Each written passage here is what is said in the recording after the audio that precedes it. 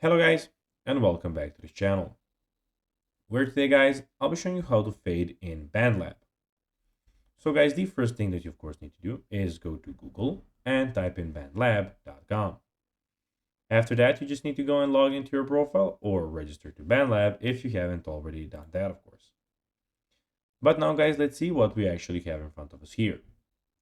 So as you can see in the left side of the screen, we have the trending, following, music and video. We have the liked posts, albums, and playlists. And in the top side of the screen, we have the feed, discover, services, library, and the search bar. But now guys, let's see how you can actually go and fade in BandLab. So launch the BandLab on your computer or mobile device for starters, as I told you in the start of the video. Then go to your library and open the project where you want to add the fade in effect.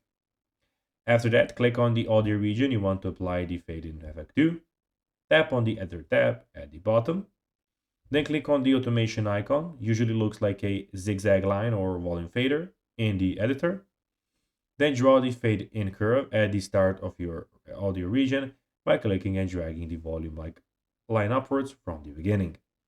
Play your track to preview the fade in effect and make any necessary adjustments. So guys, that will be everything for this video. I hope that you found this video informative and entertaining guys.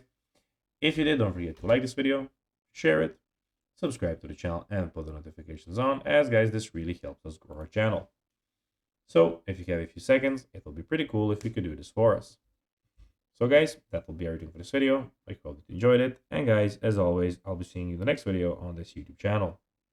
Until then, as always, bye guys.